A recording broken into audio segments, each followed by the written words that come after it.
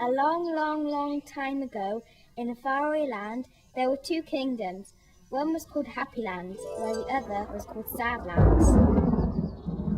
In Happylands, a very, very small king told jokes night and day, keeping everyone very, very jolly. Because then it wouldn't be empty. On the other side of the great mountains, deep, deep inside the forest of brambles, was Sadlands, where a very, very miserable prince lived. The slightest hint of happiness caused him to fall into a violent rage. The prince had a magic crystal ball where he watched over Happylands.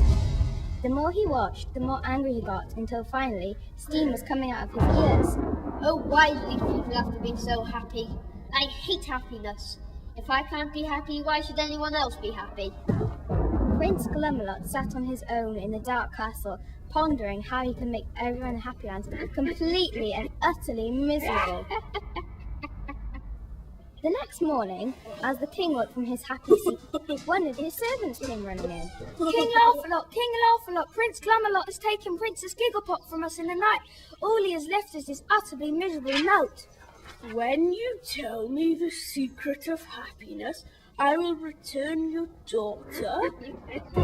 I don't know the secret of happiness. The king summoned his most trusted men and giants to his room. Sir Itsy Bitsy, Tiny, the friendly giant, and a weird-looking boy named Stephen. Any man or giant who can save my daughter from this wretched Prince Glumalot shall have her hand in marriage. I'd like to help King Elfel. I might be very small, but I'm very, very stupid. I would like to help, but, I left my refrigerator running and I better go and catch it. I love Princess Gigglepot with all my heart. I miss her sweet smile and how she picks me flowers. I shall do whatever it takes to bring her home so we can all feel happy again. And so, the story has it that Tiny left for Sadlands. He travelled through the whispering forest, where the trees whispered, obviously. At the end of the whispering forest, the giant came across a clearing. Out of nowhere, a strange magical creature, Elfel, popped up from her burrow. What are you doing here? Where do you think you're going? What are you doing here? You can't just cross the cursed lake like that, you know. It only leads to misery. But I need to save Princess Gigglepot. Everyone is so unhappy in Happylands since she disappeared. She is trapped in the castle of Sadlands and could only ever be miserable. Oh no! I'm trapped here forever! Maybe we better take this then. Elfel passed Tiny a very grotty-looking sponge. What am I going to do with this tatty sponge? Clean something? You'll know what to do with it when the time is right. Without delay, the giant walked on. Suddenly, a cold wind swept across the landscape as the lake came into view. 4 tigers guarded the entrance. Don't go on to the lake today, we'll swallow you up and say, forever you will be sad and blue, unless you can soak it up is the clue. But how can I do that? You already have the answer, so the path should become clear. Suddenly, big rocks rose out of the lake to create a pathway to your side. Without thinking, Tiny stepped onto the first stone. Oh! The waves got bigger and bigger. Jinx! Suddenly, Tiny heard the tiger's voices in his head. Soak it up is the clue. Tiny pulled the sponge out of his pocket, looked at it briefly, and then threw it into the waters. Suddenly, there was a gushing sound as all the water drained from the lake, making the way free for Tiny to get to the other side.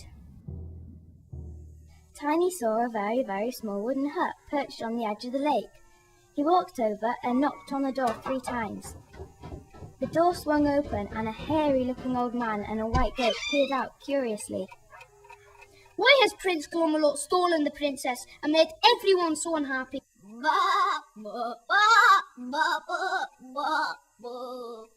Only miserable people know misery. Why doesn't he stop being miserable then?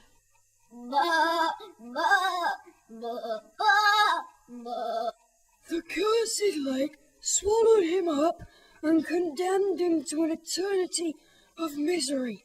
The only way the spell can be broken is if he knows the secret of happiness. It's that way.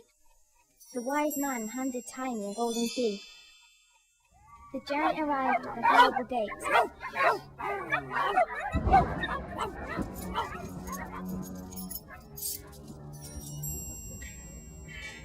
Those who dare to pass the horrible gates should know that misery is the curse of those who want more than they are prepared to give.